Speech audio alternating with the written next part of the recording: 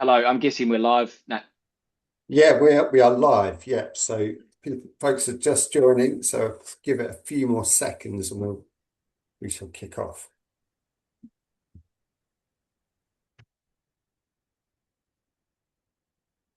some weird reason my name is Nick Hay and you're ECRU. So I'll see what I can do on that front. Okay, I think we've got a quorum. So, good morning, everyone. Welcome to today's Net Zero Week webinar, Reclaiming Net Zero. My name is Nick Hay, and I'm the Communications and Stakeholder Lead for the Net Zero Tracker. And it's a real pleasure to have you with us today. Appreciate it's a very hot day, and we're thrilled that you can join us. For those of you that are new to the Net Zero Tracker, we are a collaboration between University of Oxford um, and New Climate Institute, the Energy and Climate Intelligence Unit in the UK, and the University of North Carolina based in the United States. And we track net zero commitments across countries, states, regions, cities, and the world's major companies, and providing independent data on how climate commitments are evolving around the world. And we're also delighted to partner today with the Energy Transitions Commission, a global coalition of business leaders, investors, policymakers, and experts working to accelerate the transition to a net zero economy. Later in the session, Mike Hemsley will share insights from the ETC's important new Protecting Paris work.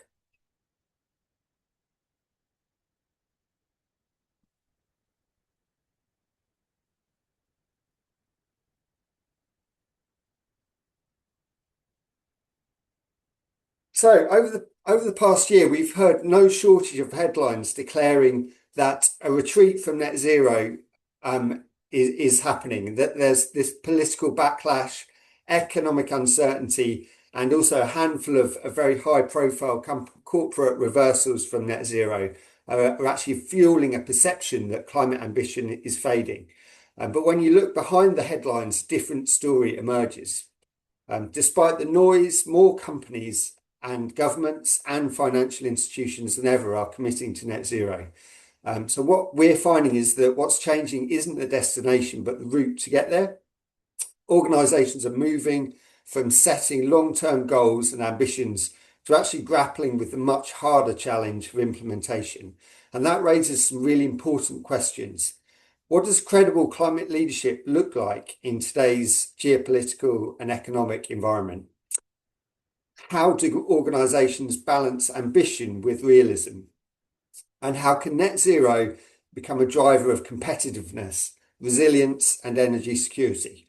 I'm delighted to be joined by two people who spend much of their time thinking about exactly these questions. First, John Lang, who leads the Net Zero Tracker and co-founded it, and has been at the forefront of analysing how net zero commitments are evolving around the world.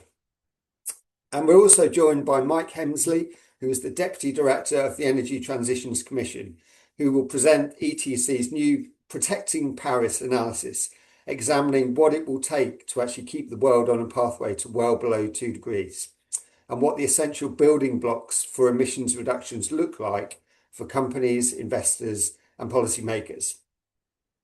We'll begin with some opening reflections from John before hearing Mike's presentation, and we'll bring them together for a discussion, leaving time for questions from the audience. So please do use the Q&A button throughout the session to send us your questions, and we'll keep an eye on them as we go, and we'll have time for discussion towards the end. And with that, I'd like to hand over to John. Thanks, Nick. Appreciate it. While I wish my name was Nick Hay, it's not Nick Hay. It is John Lang, and I work for the Energy and Climate Intelligence Unit. I have the privilege of leading the Net Zero Tracker on behalf of these four international organisations. Nick, do you mind just skipping back a couple of slides to the Net Zero Tracker? Just a little bit of context around what the Net Zero Tracker is. So we founded it in 2020 to basically show the world who was signing up to net zero across both countries, regions, subnationals, and companies. So we are the world's most comprehensive tracker of net zero targets. And indeed, we go further than net zero targets. We look at emission reduction targets in general as well. And our bread and butter is looking at the integrity of those targets. So we don't look at the implementation. We don't look at emission reductions. We don't look at projections for temperatures like the climate action tracker does. So we are firmly focused on the integrity of strategies around getting to net zero. Yeah, Nick, thank you. A couple of slides. Yeah, thank you. So I can't remember who it was, but I need to find this one out. But they said that when it comes to net zero, you should always start with the why and the what, because it is quite misunderstood. So let's start with the why. So Katherine Hayhoe sums up climate change in about 12 words. She's one of the world's best climate communicators. She says that climate change is real, it's us, it's bad, but we can fix it. So the why of net zero is that the world is heating. It's heating about 0.27 degrees on average every 10 years. In Europe, it's actually double that rate. And in the Arctic, it's about triple that rate. So the world is heating unequivocally, as the IPCC says. Next slide, please. So the what?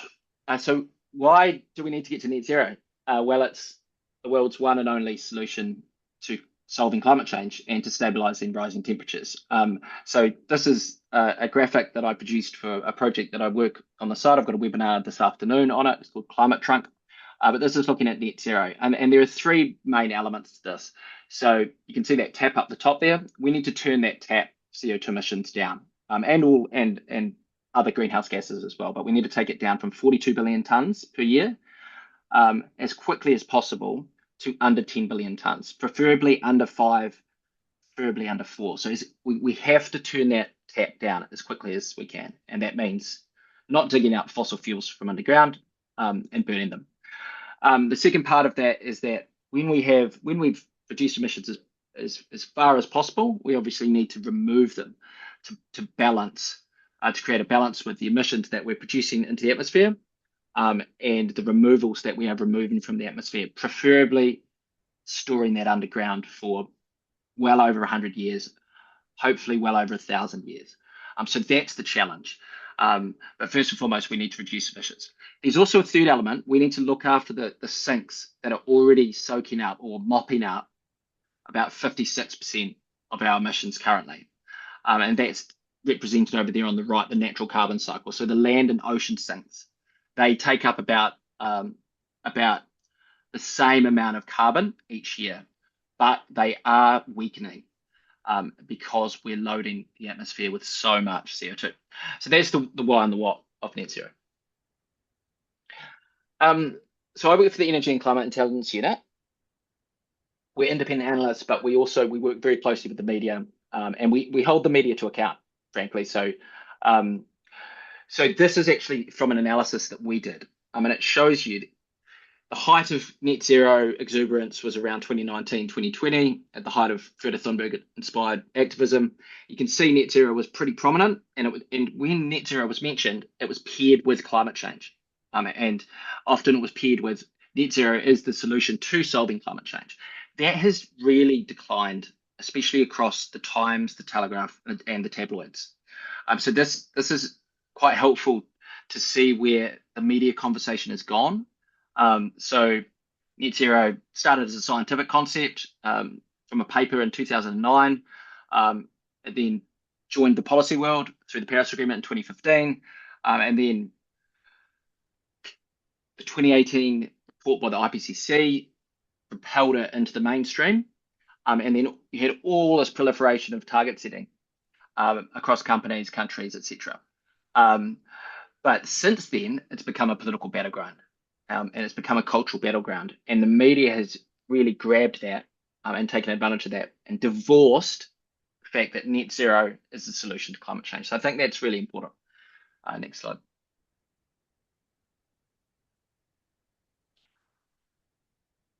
This looks at the perception. I'll let you all soak that up for 2 seconds. I'll give you 5 seconds to just have a little look see at this.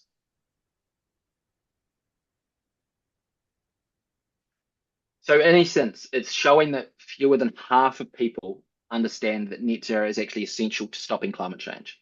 And this is obviously looking at different political flavors, and it varies widely. Um, but yeah, this again gives you important context around misunderstanding around net zero. Net zero is not just a technical problem that we have to overcome. It's also a communications problem. Jim Skee, who's the chair of the IPCC, actually sums it up best. He says that net zero isn't a political slogan; it's simple physics and chemistry. We need to get that across. We need to connect that evidence through storytelling, of course. That's how we get messages across, but to politicians, to the public, and also to journalists. Thanks, Nick. Next slide. So the so-called retreat from net zero. So we know that the media and the headlines are saying that net zero is collapsing, but the data shows a different story. So you can see that the global net zero coverage across emissions, GDP, and population. This was these numbers reflect the reality of the US leaving the Paris Agreement and ripping up its net zero target. Now, if you added the US states with net zero targets, that GDP would increase from 77% to 84%. So, and that's why, if you can read the note down the bottom there. So, GDP coverage with net zero is still at about 84%. So, which is pretty good going during a so-called retreat from net zero. And you can see the net zero numbers there over there on the right. So we track a touch over 2,000 companies, 1,300 give or take, have net zero targets.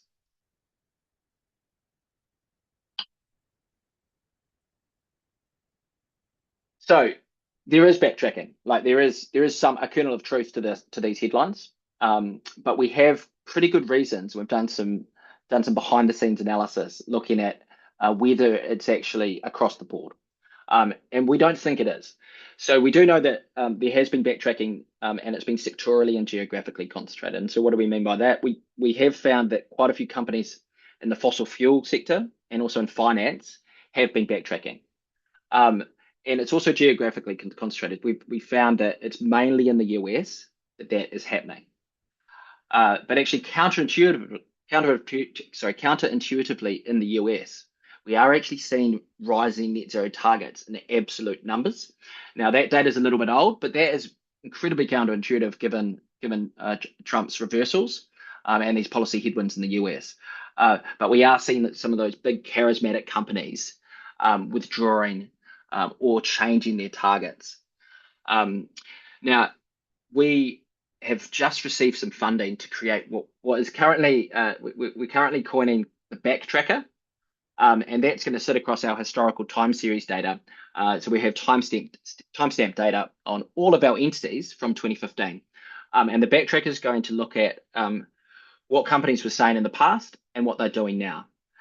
So it's going to be a really exciting release later in the year, hopefully before COP31. It's very difficult methodologically, but we are making progress on that. So we'll bring some real evidence to this conversation, and then also we'll fold that into our net zero stocktake for COP31.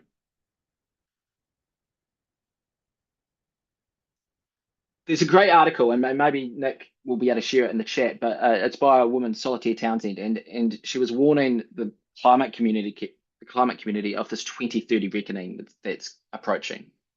And she argues that if we don't talk about it, it could be a failure.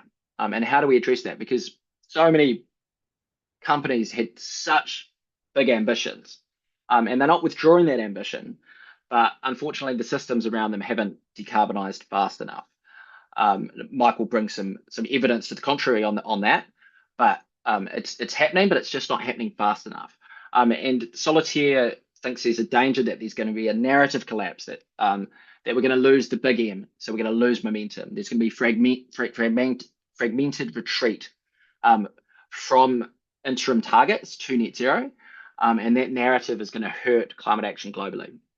But there is an opportunity here. So there is a flip side. So can we encourage recalibration to actually line up with how quickly society and the system is moving? And it is a balancing act. So I was going to quote a quote from The Centrists of the World Unite, a book that I just read, a great book that I just read, talking about how to get the best of liberalism, you have to balance different factors. Um, and like elitism and democracy. It's kind of like I think of that in the similar terms to net zero. So I think about a balance between stretch goals but honesty, between accountability and flexibility. So allowing companies and other entities to actually talk about failure, to talk about how hard this is, because it is incredibly hard. And also between entity level action and societal change. Because ultimately the goal here is to get to societal net zero. Yes, we need everyone pushing in the same direction, but that has to be the goal rather than entity level net zero. Next slide, please. So this is another graphic of mine, and I don't expect you guys to zoom in and read the writing there, but it's from our colleague Professor Thomas Hale at Oxford, and he argues quite compellingly that we need to move through voluntary initiatives. So let's take CDP or SBTI, the Science Based Targets Initiative, others, the Energy Transitions Commission, and the Energy and Climate Intelligence Unit. We're all voluntary initiatives. And we're trying to, raise the profile of net zero. We're trying to bring accountability, and we are trying to define what net zero is. And Professor Tom Hale calls it the frontier of best practice. So that's what we're doing. Then you have on top of that, the orchestration initiatives. So initiatives coming out of the UN. Some of you here will be familiar with the Race to Zero, the UN high-level expert group recommendations on net zero, other convening actors out there. There's some emerging orchestration initiatives coming out as well. And then you have international standards kind of lodged in there between orchestration and regulation. And Tom and others recognize the importance of standards because that kind of concentrates and harmonizes all of those voluntary efforts and all of those orchestration initiatives, so we actually can define what net zero or what good net zero looks like. And so that's the importance of standards. And we have had some developments in that space recently. So the Science Based Targets Initiative have just released the corporate net zero standard. It's moving from target setting to implementation. It's creating greater accountability. It's looking at reassessment, so just not assessing and validating once, but validating in an ongoing sense. It's also looking at beyond direct emissions, which we'll come back to in just a moment. And there's also another standard, which is called the ISO Net Zero Standard. Again, some people here will be familiar with that. And that's going to bring verification across hundreds of countries and bring real accountability. And that's going to be creating a credibility framework for any organization, be there a company or an organization or a public body. It's also going to surface and promote transition plans at its core. So governance, implementation, and verification. But both essentially point in the same direction. They are both trying to move from target setting to actual tracking and validating implementation and emission reductions. Next slide. Oh, thank you. One step ahead now. So there is a new concept emerging out of the good folks at Oxford called spheres of influence. Now, this is another infographic that I've created. I haven't yet published this, but this is looking at, so if you zoom in on that sphere of control down the bottom there, that's kind of your scope 1, your scope 2, your scope 3. So let's look at this through the lens of a company. So you obviously have your value chain, what you can actually influence directly. But then, of course, if you look beyond that, beyond your value chain at the greater society, you can see what influence you can actually bring to that larger fishbowl. And folks at Oxford talk about it through the 3 Ps. So products, basically products and services. What are companies producing? Are they diversifying away from high carbon products and services? Then portfolio, how are they channeling their finance? What are they doing around procurement? Those types of things, because that's a huge lever. And then policy advocacy, which is arguably the most important one, because at the tracker, there's a stat that always resonates with me. So I think there's 36 companies that are responsible for 52% of global emissions. So just let that sink in. So 36 companies responsible for 52% of global emissions. Of those 36, we only track 15 at the Net Zero Tracker.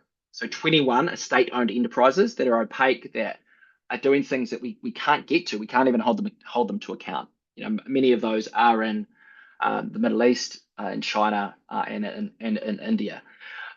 So that's how do we get to them? We actually have, I think we have to use our influence to get to those 21 companies to drive societal change rather than obsessing over value chain.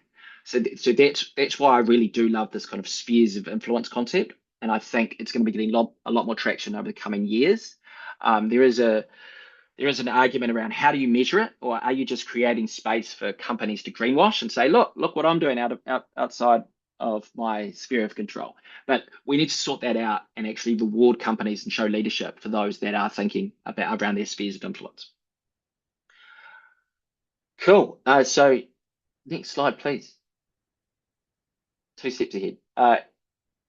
Right, this is the segue over to Mike. This is another graphic of mine. I mean, it shows, it just indicates how much growth there is to go with clean energy. And I think the magic formula is summed up down there in the right at the bottom right. Mike might reframe that formula. But if I understand it correctly, we need to scale clean energy up this S curve as quickly as possible, so that it is outpacing energy demand, so that it can then displace fossil fuels. So, in the simplest terms, that's the message, and the world is starting to win, and it's incredibly exciting. And with that, I'm going to hand over to Mike to talk to you about how we are actually winning. Thank you.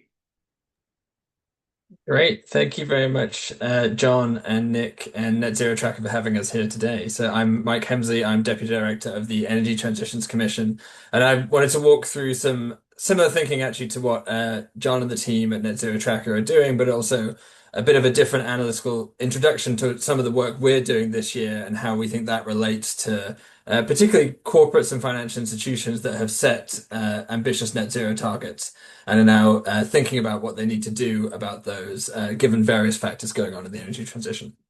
So first, just allow me to introduce, if in case any of you don't know us, the Energy Transitions Commission. We've been around for about 10 years. We are a think tank and global member coalition.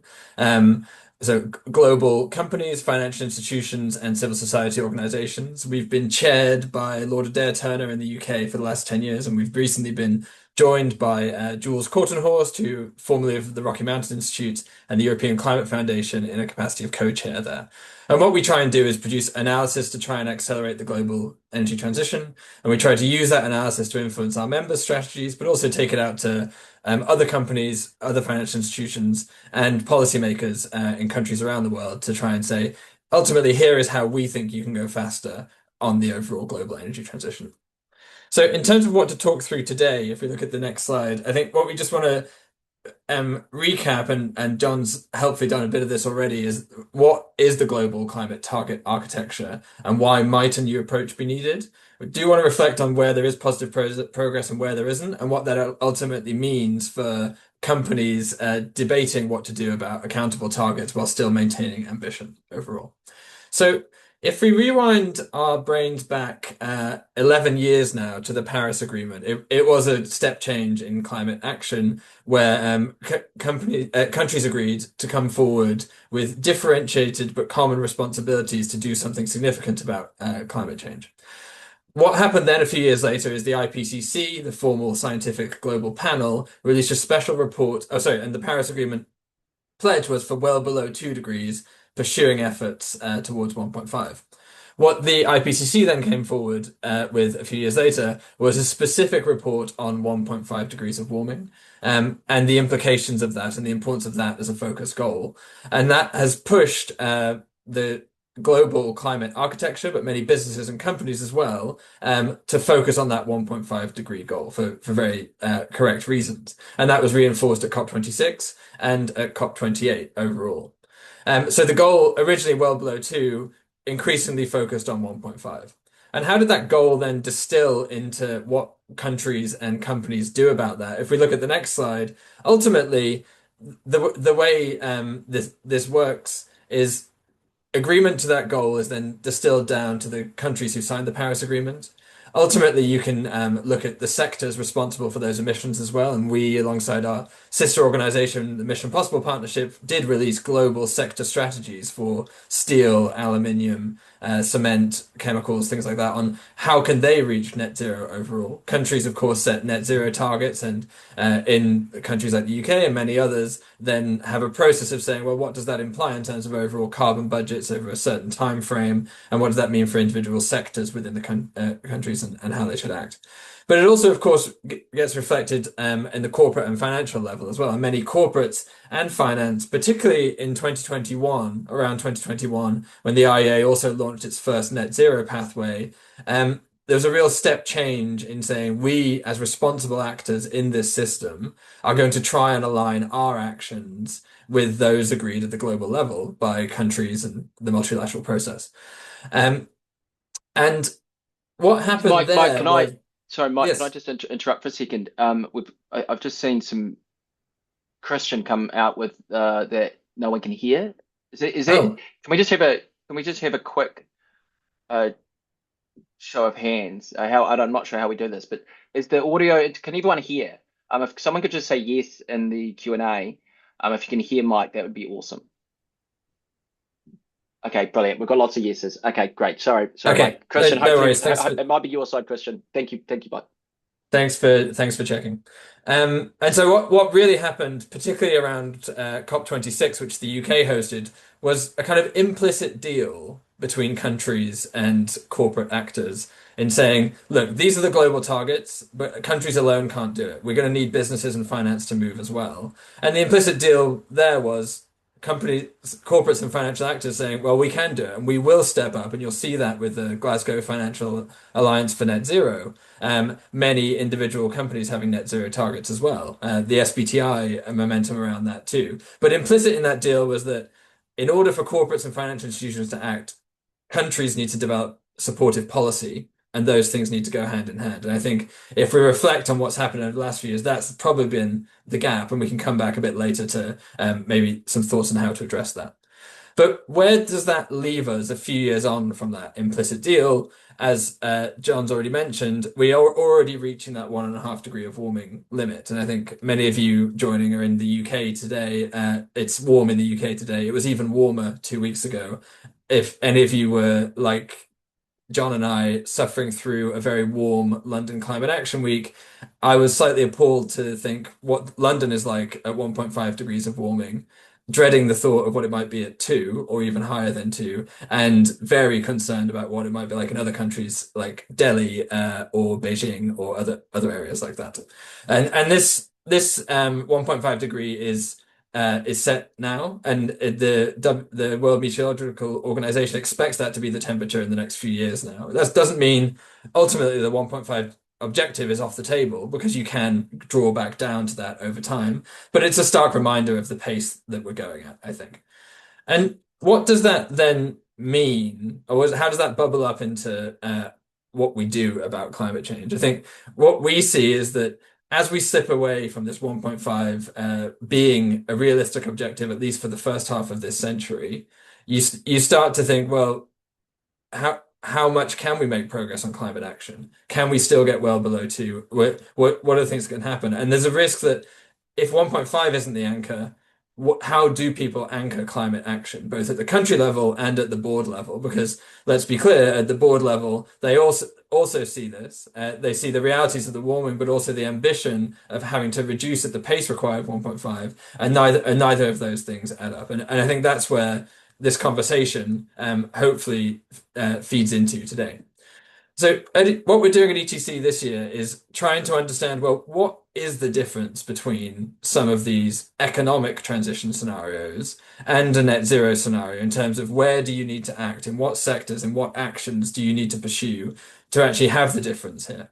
And let's be clear, there is an increasing chorus of voices, some of them on the climate side, saying, let's just have an economic transition. We've made great progress, actually, and we'll talk about that in a second, on technologies and ways to reduce emissions. And we're no longer talking about 4 degrees of global warming in most scenario projections. We're talking more like 2.5 degrees of warming. And there's a chorus of voices out there saying, let's just do what's economic already, electric vehicles, wind and solar, and accept the consequences. What we're trying to say is, well, we think we can go further. We've been under ambitious before in projecting what is economic or not. And actually, if you have a proper look within some of these actions, turbocharging electrification, clean power, coal phase out, action in heavy industry, methane, deforestation and land use, and carbon dioxide removals, in many of those, you might be optimistic about the pace of technological progress. In some, though, let's be clear, we know you have to accept a cost. You can't decarbonize cement currently without putting carbon capture and storage on it. That's another process, another installation you put on the same plant. That increases installation costs and it increases running costs. And let's not shy away from the fact that that does increase the cost of cement. We've never been shy about that. But ultimately, if you put that low carbon cement into a building, you'd increase the cost of a building by about 1%.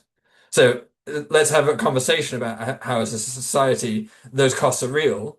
And we may need to pay some, we may need to actually accept that we can't just do the economic stuff, but we're agreed it's worth it for what it gives you, not just, by the way, in terms of innovation and learning things like that, but in the pursuit of these global temperature objectives.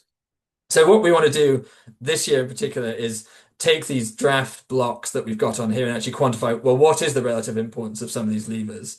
And we've already got a pretty good indication of that because we know how global emissions are composed today. If you look where emissions come from by sector today, across the sectors on the left-hand side, you'll see that about 60% of this can be reduced by clean electrification.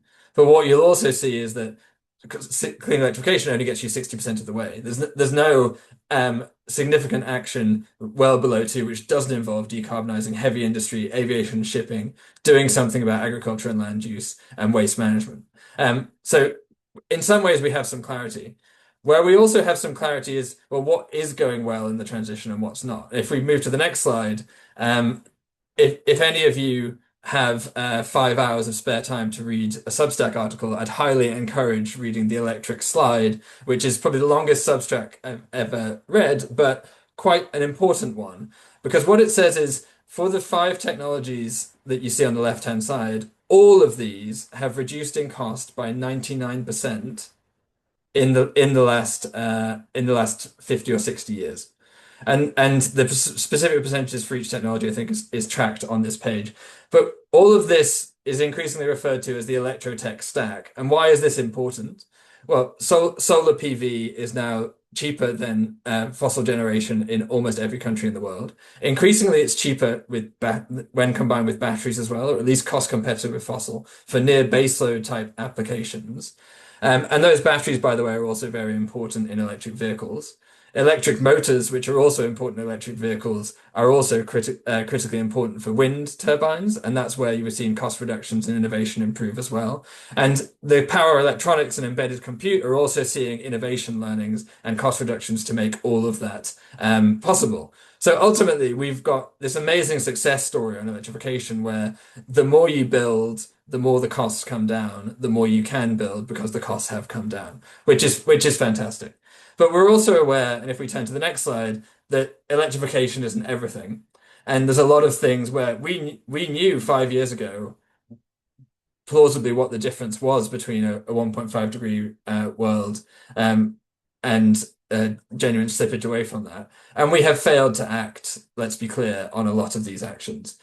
We estimated the actual change in the yellow bars here that would be required by 2030 in each of these sectors. And what we're reporting here is, well, what's actually happened in the first few years in terms of annual rate of change in those sectors.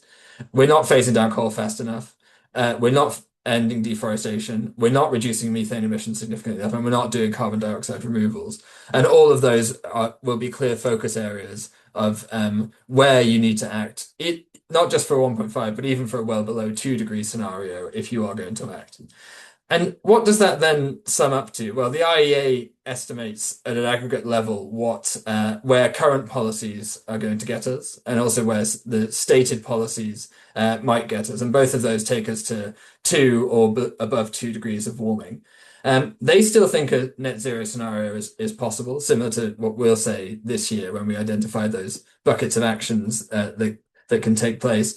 But what they also recognize is that the curve that they put out for how you achieve net zero emissions from 2021 has had to be shifted to become more become even steeper in what you need to do in the next few years in the 2022 edition, 23, 24, and 25. And how that then translates into company and financial institution targets, many of them who, by the way, aligned specifically to that IEA net zero 2021 pathway, is that they increasingly see the pace of these emissions reductions as unachievable. And ultimately, that means and that explains some of the backsliding that John pointed to. Even if we do recognise that that backsliding is actually relatively limited, particularly if you look within the overall Paris objectives of well below 2 rather than a strict 1.5 lens. So, what can companies and financial institutions do about it? And here we're currently at ETC exploring various options without recommending any on what can responsible actors do here. One is, of course, you could just shift the temperature anchor. You could move away from 1.5 degrees to a different temperature anchor, but that begs the question of, well, what's the right answer there? Might you have to shift again if we're not doing that correctly? Whose pathways do you align to? The IEA, by the way, is because of its US stakeholder, there's a chance it doesn't even release a net zero pathway this year. So it begs all of those questions. A pragmatic approach might be to use pathway ranges, and many financial institutions do already do that. They say, well, we track against a well below 2 range, which has 1.5 and 1.8 degree scenarios, and we make sure that our investments or our actions are consistent with that. And another option, which is now possible within the newly released SBTI guidance, is well, you focus on actions instead, and you say that my actions are consistent with these overall objectives, and you look for some arbiter like SBTI to say, these are the responsible actions that you as a company in this sector will need to take over this time frame to be consistent overall.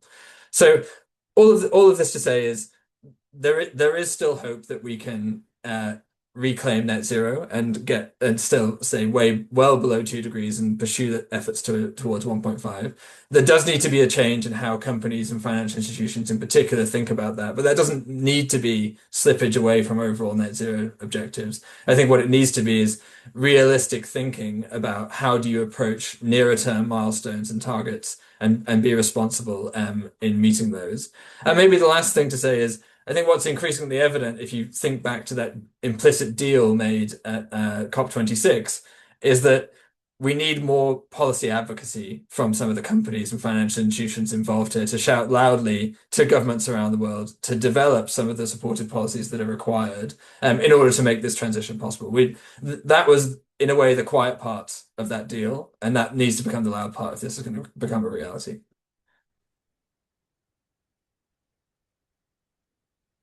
That's fantastic. Thank you, Mike. And yeah, thank you both for leading us through those really excellent presentations.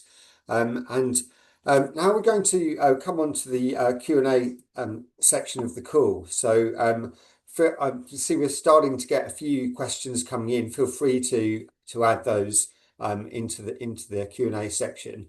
And just while you're doing that, I'd love if I could just kick off with an opening question.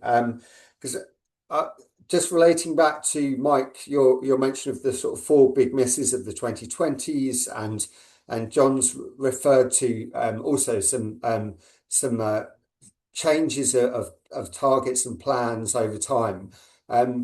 Do we think there is enough discussion around kind of failure actually, and what the obstacles are and the real challenges, and do we need a sort of safer space for these entities, these companies and governments to share what's actually not working as well as what is? John, perhaps would you mind kicking us off on that one? Sorry, I actually thought they were positioned at Mike, and I was reading the other Q&As. Mike, you take that, absolutely. and then I'm sure I'll glean through your answer what the question was. Yeah, the question was about should there be a safer space for acknowledging why we failed on Yes, some of yes. this progress, and I think it's a really good point. At the moment, I don't think people are honest about it, and honest about why some of the policy hasn't come forward and how important that is in order to deliver some of this. So, would certainly welcome honest advocacy from companies and explaining why, for example, with an EU carbon price or a UK carbon price of 70 plus pounds a ton, you still can't invest in a carbon capture and storage facility because of X, Y, and Z. I think that would be, I think a lot of that does happen behind closed doors, but more of a public forum for that, I think would be welcome. Yeah, so yeah, just to echo Mike, I completely agree. So we have a colleague, Angel Sue, out of the University of North Carolina, who talks about how we need a granary of failures. Um, so we need a place, a repository where people can come and honestly talk about, and it's not failure. I mean, I think who said it? Thomas Edison said that the definition of success is moving from one failure to the next. We need to like almost operationalize that. If some of these companies can't hit these ambitious stretch interim targets, we need to we need to listen to them, and listen to the reasons behind why they can't meet that. So I think that's hugely important, and that's kind of comes back to balancing accountability with flexibility. And I think the new standard systems are recognizing that, which I think is really good. And then just the other point here is that a lot of companies and indeed a lot of governments signed up to net zero without actually knowing the implications of what that meant. I mean, we're talking about the biggest economic transition in history, the biggest industrial transition in history. Um, and there's all of these co-benefits, but like a lot of these entities just didn't know how hard it was going to be. Um, so we have to give them some leeway, to be stubborn with the stubborn with the destination, but flexible with the details. And maybe just one more point. I know that one thing the Science Based Targets Initiative is planning to do in their new strategy is to have annual progress reports, I think, by sector, which is, I think, hopes to identify where are things going well and where are they not, and what are the type of policies that are missing to keep those transitions in line. Excellent. Thank you for that. And I can see we've got a question from Dr. Brooms, who's raised the question, which countries or regions are predicted to be cooler, have lower temperatures, and or are at risk of more severe flooding? And what will be the implications for food production and supply chains? So I can speak quickly to that, but the flip side of that, so the heating. Um, so the World Weather Attribution came out with a report after the European heat wave, and actually projected that the worst impacts are going to be when it comes to heat, are going to be in India, Nigeria, Indonesia, Bangladesh, Pakistan, and the Philippines, which is pretty stark given how incapable Europe has been able to deal with these heat waves. In those poorer parts of the world, it's going to be even harder. And I think that points to the fact that there needs to be a focus on adaptation, even almost more so to mitigation, but they go hand in hand. When it comes to cooler and lower temperatures, that's just not going to happen in most parts of the world. Yes, if there's a tipping point in the AMOC, some of you may have heard that Europe may become colder, but that it's undecided within the scientific community about how likely that outcome could be. But pretty much globally, we're not going to see cooler temperatures, but we are going to see more severe flooding because for every degree Celsius of average temperature increase, the atmosphere can hold about 7% more water vapor. That's the main reason behind more intense and more frequent flooding. So yeah, I mean, I don't know if Mike wants to jump in on that. So yeah, it's got huge implications for food production and supply chains. And humans and societies aren't very good at change. Yes, you're going to have areas in Siberia that are going to be better at producing wheat and grains, but you're going to have many other places around the world that are going to be able to struggle under intense heat to grow the crops that they've been able to. So yeah, and that change lies at the heart of the biggest risks facing societies, because that obviously feeds into political turmoil, feeds into populism, also feeds into mass migration. So these are the things that probably keep Mike and myself up at night. Thanks, John. A great question here from Hannah Mann, who has asked. There is some communications organisations such as Climate Outreach have suggested that the term net zero has become unhelpful, relating a bit to John's slide around the divorcing of net zero from climate coverage. Do we need to reclaim the term as well as the concept, or do we need to reframe the narrative to completely avoid the term net zero?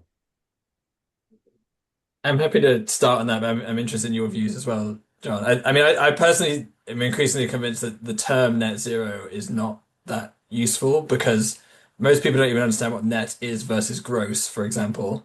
And it's a very difficult thing to convey. And actually, John, the stat you showed earlier is pushing me even more in that direction. Unfortunately, don't have the answer of what you would replace it with because it's quite useful as an anchor of all emissions need to go to zero, and there can be some scope for offsets. So I think as a function, it's good, but as a term, it's not useful. I think the wider question is quite an interesting one, and one we had a really good debate on our recent commissioners meeting, actually. And basically, should you talk about this as climate action, or should you talk about it as other things like energy security or food security, and things like that? And we don't at ETC have a definitive answer of that. But I think that a good sentiment from the room was that it's important to talk about both. It's important not to shy away from the fact that you have to do this to address climate change too, even if it does address those other priorities. Yeah, I agree, Mike. So at the Energy and Climate Intelligence Unit, we've actually done some focus groups on these questions around, should we tack away from the term net zero or should we defend it? So we settled on defending it, but with with appending it with other terms. So they could be the co-benefits. That could be energy security, energy sovereignty. It could be lower import bills, getting away from volatile fossil fuel producers. It could be development, competitiveness, jobs, innovation, etc. And I've got a graphic on that actually on Climate Trunk, and I'd encourage you guys to see it. It's called the new energy calculus. So talking about it in those economic terms. But I think we do need. It's net zero is not going to go away at the scientific level. Like it came from science. It was injected into policy, so we can't give up on it. But we have to augment it with actually what it means. And to Mike's point, I hadn't even thought about that. Like net versus gross. Yeah, indeed. Like a lot of people probably can't even grapple with that. So that's the challenge. So I think we keep the term, but we say that every time that net zero is mentioned, it should be net zero, our only solution to climate change. So net zero, the way to stabilizing temperatures, plus creating sustainable economic growth, or allowing your country to save $12 billion, as Pakistan has with the outlay of rooftop solar over the last, I think, calendar year. So we have to augment it. So I think we defend it, keep it, but talk about it in esoteric terms at the scientific level, but then always augment it with what it means and why it matters. And to your point, Jack, to Edward's point, in terms of around better media regulation to help prepare the net zero brand, I'd have to think about that perhaps. I think what we do is we're a voluntary organisation, but we do hold the likes of the BBC to account if they have decoupled net zero and climate change. Like we do reach out. We might do a IPSO complaint if it's really, really bad or if it's regular. So there are things that can be done, but I think you have to be a little bit careful about that. But yeah, So I'm not sure, but I think voluntary organisations can hold these big organisations to account, like we do at the Energy and Climate Intelligence. Great. It would certainly be interesting to look at whether based on the heat wave in the Northern Hemisphere, if and how that may have affected conversation around net zero, and whether that message around its role as the solution becomes more resonant when faced with these crises. Thanks for that. Another really great question is from Rami Zatari, who's asked, climate change is a global problem, but the response is anything but consistent. When major players like the US, China, and India move at such different speeds, what's the realistic impact on the ground for a local economy like ours? How do we keep our own transition on track when the global picture is so fragmented? I, I'm happy to start. I assume this is coming from a UK perspective. I think So, what's clear is that everywhere in the world, an energy transition is taking place. I think what's debated is the actual pace and coverage of that energy transition. So I think there used to be an argument that China wasn't doing its bit on emissions reductions. I think it's now pretty much completely false. When we look at what's happening in China on solar, wind, electric vehicles, the pace outpaces every other country in the rest of the world, and increasingly that's extending to other sectors as well, in industrial sectors where they're looking to crack green hydrogen and things like that. And that's to some extent mirrored in India at a slower overall pace, and it does extend now that we've cracked these cheap low carbon technologies to many other countries around the world. Ethiopia banning the sales of internal combustion engine vehicles, for example. I think there's a great Ember stat, which is 16 countries in sub-Saharan Africa in the last 12 months imported enough solar panels to cover 5% of their electricity generation just in the last 12 months. And that trend's accelerating. And where solar goes, batteries follow. So I think you can debate how fast it is in relative regions, but it's clear what's happening overall. And I think the point for the UK is increasingly, in order to stay competitive, you need to be leading on the energy transition. And to some extent, there's probably also two other points. One is historical responsibility. And I think there's a valid argument to make for the UK being at the ambitious end of climate action because of that.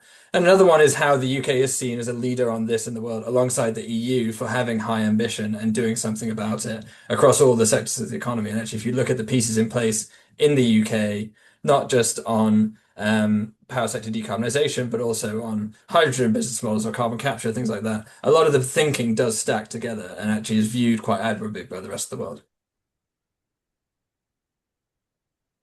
super. Thanks, Mike. Yeah, and to add to that, actually, we did a piece of analysis recently looking at the size of the net zero economy in the UK, and we actually showed that it's growing quicker than any other sector. Um, so, like, I mean, it is, it's again about telling the story with data and with evidence. But yeah, in the UK, it's actually, it's not just the right thing to do based on historical responsibility or in terms of signaling to the world that this is possible. It's also just, frankly, just good for the bottom line. And yes, you've got problems around the price of electricity, especially for industry and carbon leakage, etc. But what a lot of our analysis have found that it's just brilliant for the economy and for the bottom line. And all these industries are sunrise industries. Again, to Mike's point around solar going bananas, and batteries following where solar's going. It's the same with wind in the UK. So this is economically this makes economic sense for many countries. Great. Thanks, John. With that, I can see we've probably got time for another one or two questions. There's been a couple of questions around standards, and obviously it's a huge year for standards this year in terms of SBTi's revised corporate net zero standard, and also ISO publishing the final version of the net zero standard. Does John and Mike, do you have any thoughts around the standards, around how well framed they are for regaining climate momentum and driving accountability? Yeah, I can start and maybe hand to you, John. I think I know more about the SBTI one than the ISO one, but I think in particular the SBTI one is trying to meet the moment in what's happening in corporate and financial institution target setting. I think if you look at the previous standard, it was you have a defined pathway which reduces emissions to 2050. You need to meet milestones according to that, and there's a logic to that, of course. What they're now offering is more flexibility. You can still do a defined pathway if you want, or you can look at asset level decarbonisation and actions and things like that. And you can review it more regularly and have a bit more flexibility about what you do. And I think that flexibility has been warmly welcomed by industry, as far as I can tell. I think that the slight catch with that is making sure that this remains science-based. And how do you define the actions that companies need to do under these targets in a way that is still strictly science-based? In the past, it's very easy. You add up all the pathways, you get a carbon budget number, you know it's 1.5 C. You can't do that with some of these actions in the same way. So how do you justify that is probably the challenge I see. And as far as I'm aware, ISO is trying to lock in, or SBTi is trying to lock in with the ISO guidance to make sure that they're largely consistent, but also doing slightly different things in terms of climate target setting versus kind of organizational discipline in meeting those targets. That's fine. Yeah, and similarly, I actually agree with Mike in terms of measurement. With the thing that I really like about these standards, and that's around the spheres of influence, looking beyond value chains. There is a big question around measurement and measuring that credibly, but I do think it's an important reset so that companies and other organizations actually focus on what's most important around driving the system, getting to societal net zero ultimately. So I think that's really, really important. And to Mike's point around SBTi and asset decarbonisation, I think that's a great innovation, isn't it, Mike? In terms of and it's probably good for politics as well, because there are many assets you don't want to rip out. They've just been put in.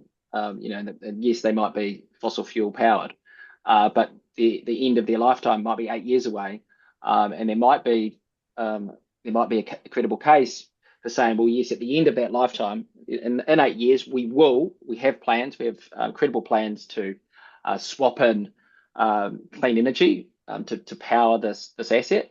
And I think that kind of flexibility is really good. But again, like the proof will be in the pudding. Is that the one? The proof will be in the pudding. Yeah. Yeah.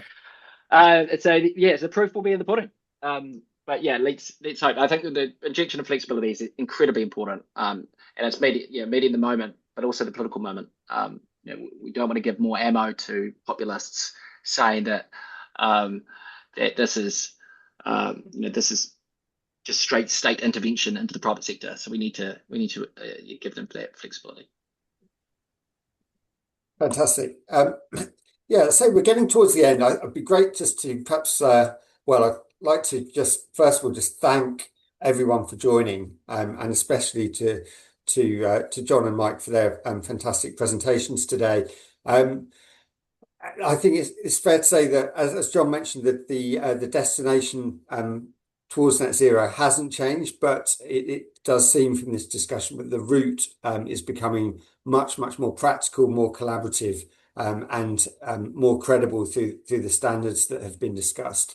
Perhaps we could just finish really quickly on a sort of quick fire closing question to John and Mike to answer.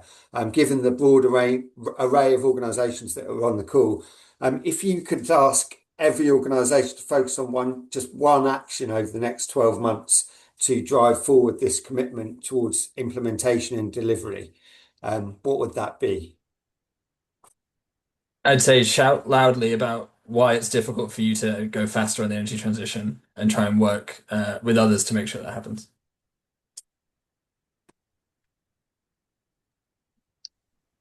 Yeah, I mean, you almost sold that for me, Michael. I think I was going to say something very similar. I mean, I'm going to invoke my Catherine Hayhoe, who I mentioned earlier. She's the world's best climate communicator. Just we need to talk about it. We need to not be scared about talking about the story that's seldom told. That this is going to be the hardest industrial. This is going to be an incredibly hard transition. But the transitions, to some analysts' views, we're already a third of the way through, I think, in final energy or useful energy terms. Mike, hopefully I get a nod from you. So we need to tell that story. Like, we are a third of the way through this transition, and the transition is going to be good for everyone, not just future generations, but also current generations. So let's talk about it more. Let's talk about the story.